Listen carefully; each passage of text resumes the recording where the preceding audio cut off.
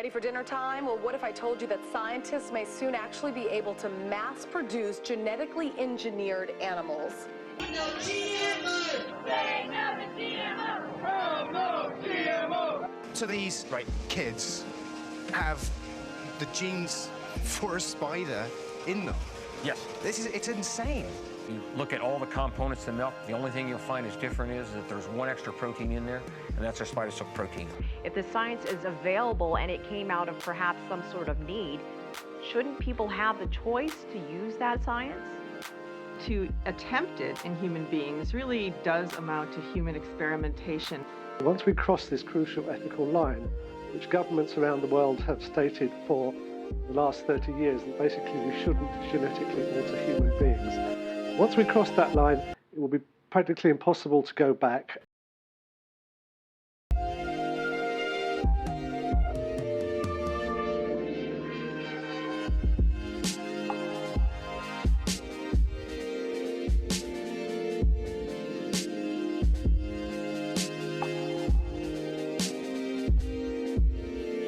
Since the beginning of civilization, humans have been altering DNA. In the beginning, it was unintentional.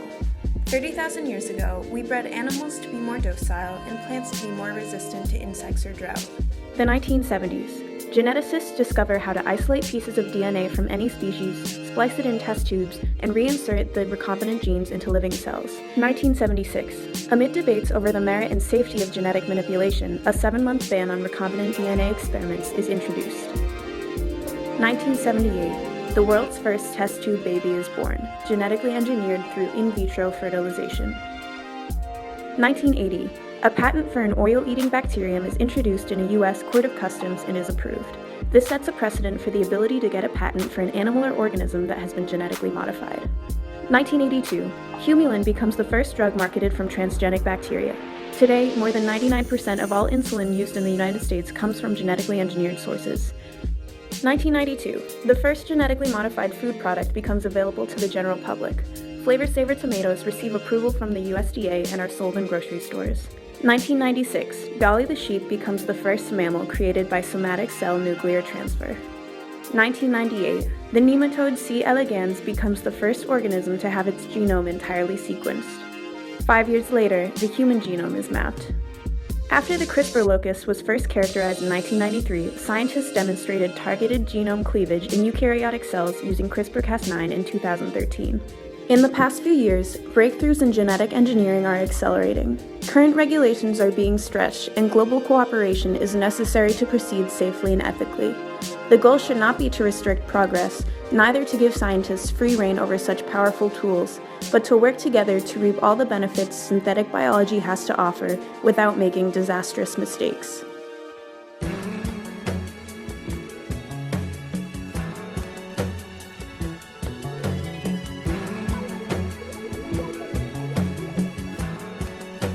Genetic engineering is already shaping the world in countless ways. In agriculture, medicine, industry, and research specifically, the key to success and even survival as a species may lie in genetic modification. Oh, hello there. The controversy over genetically modified foods has been raging since their inception. But what exactly is a GM food? A Vermont law put in place July 1st, 2016 to label GM products defines genetic modification as the direct injection of genes into cells, the fusion of cells, or the hybridization of genes that does not occur in nature. These procedures are used in both plants and animal cells to make crops resistant to pests and drought, to make animals grow bigger faster, or to clone livestock that have desirable traits. There are genetically modified chickens now that never grow feathers so that the slaughtering process is faster. And in 2001, Infogen Incorporated used the ovarian cells of an exceptionally productive dairy cow named Margot to artificially clone Margot 2. This technology was trademarked as agricloning and is commercially available for all animal agriculture producers. The ethics of this are sketchy.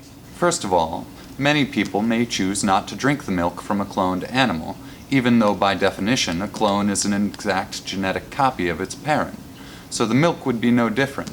And further, is it right to bring back the DNA of a deceased cow? The FDA officially announced on December 26, 2006, that meat from cloned animals is safe to eat. But a study conducted by the International Food Information Council the same year found that 54% of Americans were opposed to it. Many people have misconceptions based on misinformation, lack of information, and fear about genetically modified animals and crops. There is also some hypocrisy. Currently, only around 5% of livestock producers feed non-genetically engineered diets to their animals, which means that 95% of all milk, cheese, meat, and eggs on the US market today come from animals that have consumed GE feed. This process was adopted as early as 2000, so if genetically engineered feed had detrimental effects on both animal and human health, it would have been reflected during the past decade. GE crops and human health is another matter. In September of 2012, a study on Monsanto's Roundup-tolerant corn was published by a group of French scientists. The study included shocking pictures of rats with large tumors, supposedly induced by the GM corn. The study has since been redacted, but the harrowing images remain in the minds of skeptics and enthusiasts alike. The fact is, as of right now, despite years of study, there is no evidence linking genetically modified food to any detriments in human health. However, there are still ethical concerns. Western agriculture is dominated by large corporations and monocultures, huge fields devoted to a single crop. This process is severely taxing on ecological resources, requiring chemical additives to make it possible to do year after year. GM crops, in their current design, reinforce this flawed system. They lead to less biodiversity and more reliance on pesticides, herbicides, and fertilizers, and in the process they give more power to the corporations that design them. The primary example being Roundup-ready crops, which include over 95% of the corn and soybeans grown in the United States. They're designed by Monsanto to withstand the herbicide glyphosate. Monsanto makes glyphosate. There is also the fear that unintended crossing over between GM and wild crops might lead to superweeds, with herbicide tolerance and disease resistance. A terminator gene included in Monsanto's seeds forces farmers to buy new seeds every growing season, but it also stops the unintended flow of genetic modification to wild-type organisms. Ambiguity still exists about the actual benefit of GM foods for humanity. One survey of Iowa farmers in 1998 revealed that although they were using transgenic soybeans and herbicides, which reduced weed management costs, their net income per unit of land remained the same. And although the Flavor Saver tomato was a breakthrough, they never succeeded in the marketplace because they were expensive and people didn't like the taste.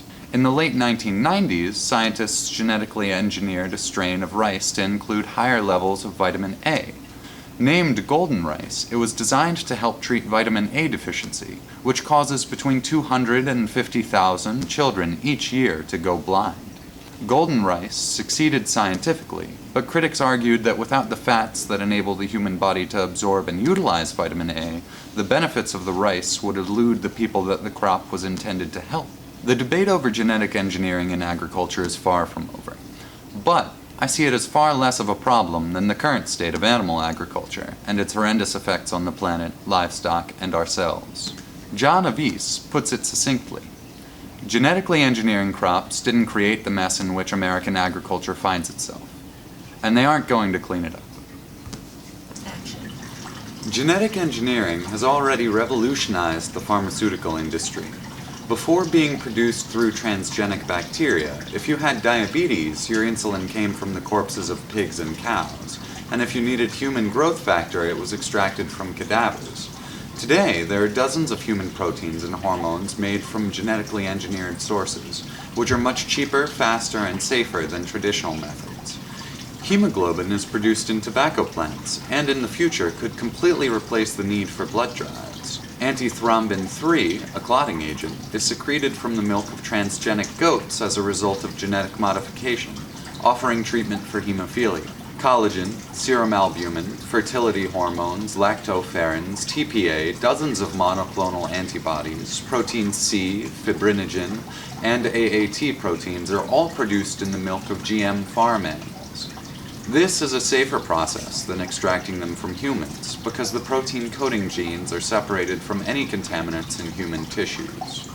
Microbes are essentially living factories, ready to do our bidding if we insert the genes we want into their genome and harvest the proteins that they then produce. Genetic engineering techniques are also some of the most important in use in medical research, allowing knockout studies that help determine the genetic causes of disease and allow more advanced treatment.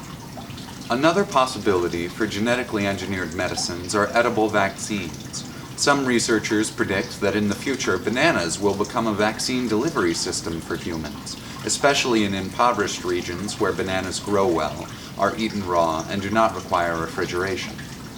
When eaten, pathogenic microbes often survive digestion, and the body elicits an appropriate immune response. By engineering foods to produce antigenic proteins from the genes of pathogenic microbes, specific foods could become vaccines. Since the 1990s, the transplantation of normal genes into cells in place of missing or defective ones, also known as gene therapy, has been used in clinical trials to treat diseases and conditions such as AIDS, cancer, and cystic fibrosis. Prenatal testing has been used since the 70s to screen for genetic disorders, of which there are thousands. Recent developments in genetic engineering technologies, CRISPR-Cas in particular, offer the hopes that in the future these mutations may be able to be fixed, thus eliminating diseases like Down syndrome, hemophilia, Parkinson's, and Tay-Sachs. There are endless applications for genetic engineering industrially, most of which we probably haven't even thought of yet. In 1996, researchers successfully altered the DNA of cotton plants to include 2 genes that induce PHB production, a biodegradable plastic that is just as strong as customary polypropylene plastic, but is compostable and comes from renewable sources. A new DNA-based salmonella detection system uses genetic profiling to analyze food samples and drastically reduces the time needed to check for the bacteria. The companies Algenol and Sapphire Energy are engineering algae to produce oil as a renewable biofuel. The Bento Lab is a laptop-sized laboratory for basic DNA analysis, complete with a centrifuge, thermocycler, and gel electrophoresis chamber. This technology is for molecular biology what Arduino or Raspberry Pi was for computer science and electronics, allowing non-professionals to experiment and create with tools formerly reserved for professionals. Microbes can not only be engineered to produce human proteins, but also industrially useful chemical compounds. Bio-based nylon, polysaccharides, alcohols, among others, are produced through transgenic microbe species. Bioremediators are microorganisms that can process contaminants in soil and water, eliminating pesticides, heavy metals, hydrocarbons, and radioactive waste, and volatile organic compounds. Faced with the problem of long-term data storage, a team of Harvard geneticists are harnessing CRISPR-Cas to store information in bacterial DNA. Not only will the bacteria contain the DNA, so will their offspring, thereby saving the information as long as they keep reproducing, potentially forever. As of June 2016, their experimental bacteria can store up to 100 bytes of data. The textile industry has also benefited from genetic manipulation. Spider silk, a material with a tensile strength second only to Kevlar, can be extracted from GM goat's milk. The current research in biotechnology is staggering, and the possibilities are endless. Perhaps the next stage of human evolution will not be based on natural selection. Maybe, as the technology improves and as our environment changes, we will be able to alter our DNA based on what we deem beneficial. And once one person is born with a modified genome, all of their offspring will also have the modification. The incipient biotech revolution is going to be as drastic a force for change as the Industrial Revolution or electricity was. In a matter of years, it will have seeped into every element of our lives, and we will need powerful and democratic systems in place to guide these changes for the protection of society, humanity, and life on Earth.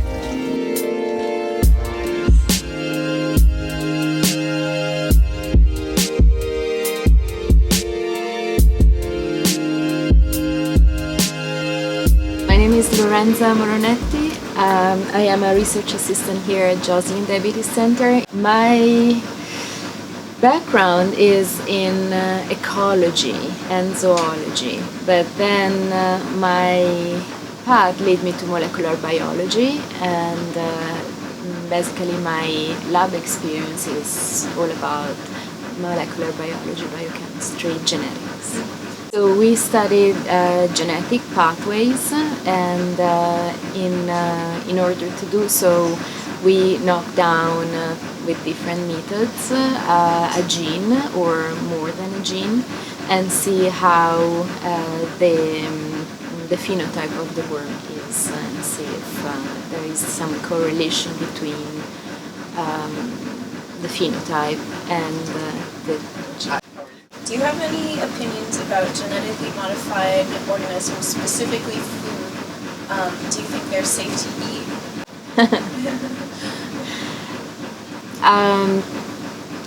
I mean, that's kind of a personal question. Yeah. I think I'd rather not eat something which has been genetically modified, but I'm not, it depends what we're talking about. I think there is that there is a lot of ignorance about this fact and how and what you call genetically modified organism, because for instance so plants are very easy to be modified genetically, and for instance we eat corn which has been genetically modified by Mayans, without even knowing that they would call that way. So yeah, it depends on what we're talking about. Yeah. I don't know much about the regulations in here. What I am concerned about genetically modified products, for instance vegetables or plants in general, is that they can be dangerous for the environment if get released in a different way. They might have resistance to certain diseases that can be then it can be difficult it can be easier for them to replace the endemic species sometimes. I'm not an expert, but I'm always worried about this. I'm a professor of philosophy at Northeastern University. I do research primarily on ethics and emerging technologies, environmental ethics, and the ethics of food. Mm-hmm. And I direct the Ethics Institute at Northeastern. In general, do you think genetic engineering is a useful tool for humanity, or do you think it's leading us down a dangerous path full of eugenics, clone armies, and immortal dictators? Certainly, genetic engineering is a useful tool for all sorts of things. Mm-hmm.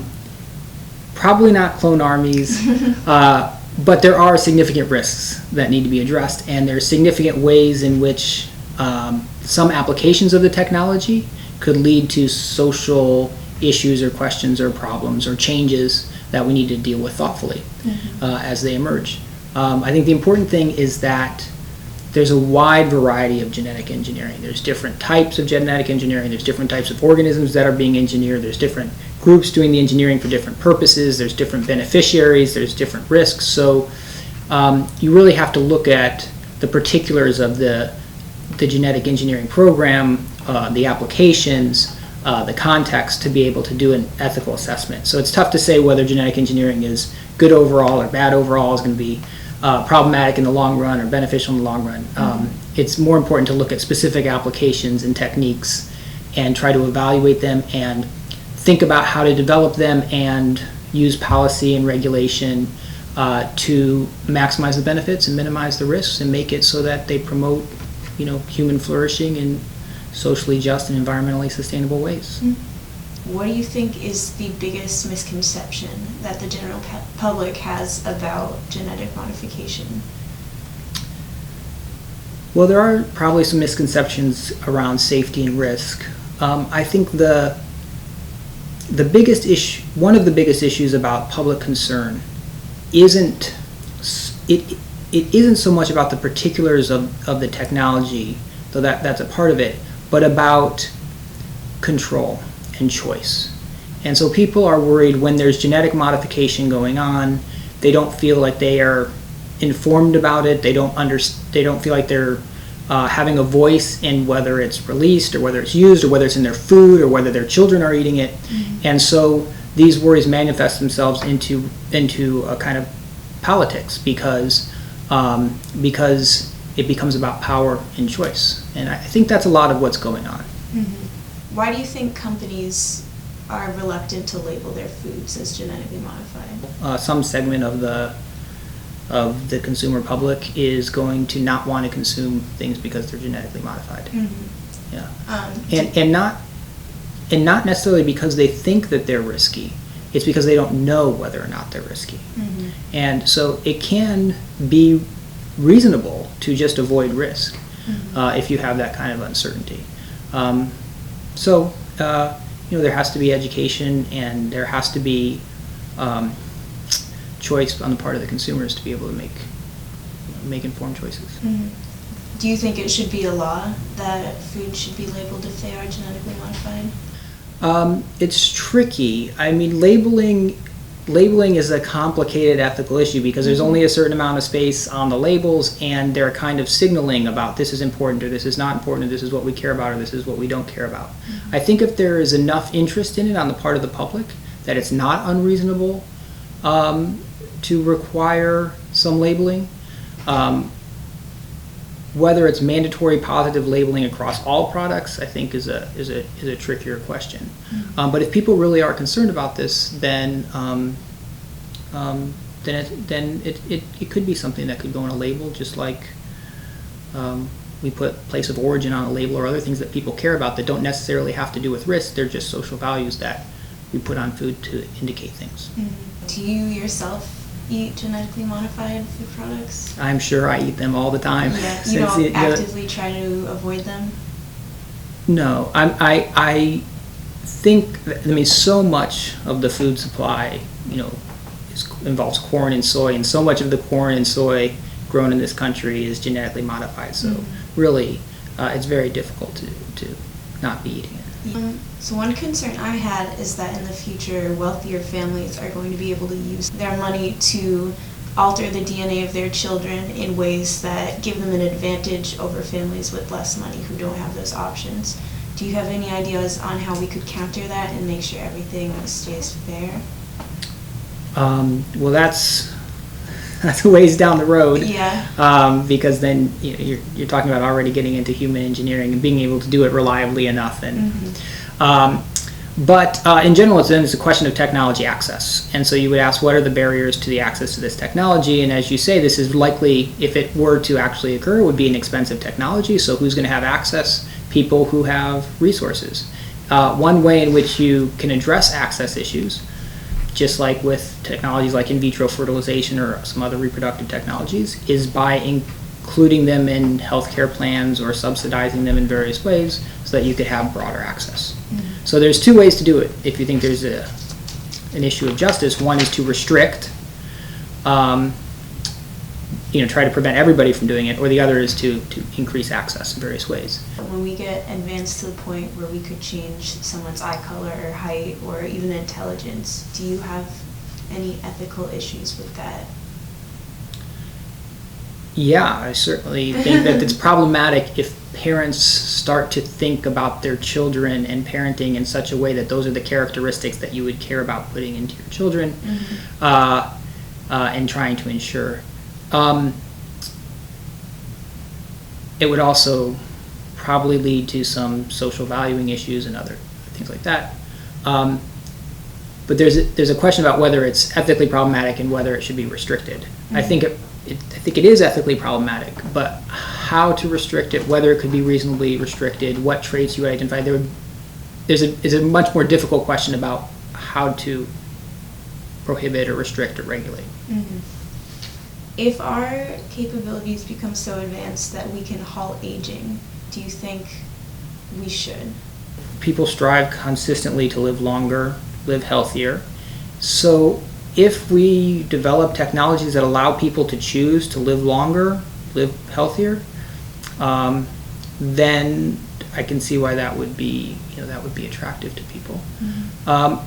It would be a very different society, right? So part of the the basis for our society is the kind of life form that we are, right? That we have biological dependencies, that we live a certain length of time, that we are sexually reproducing species and so on. And that's why our society, that's part of why our societies are organized the way that they're organized. If you suddenly change a dimension of that in such a radical way, where people are living much longer lives, I think there will be very significant social and cultural changes. This would happen in the context of other rapidly developing technological innovations and change. So it's in that scenario, it's hard to know exactly what it would look like.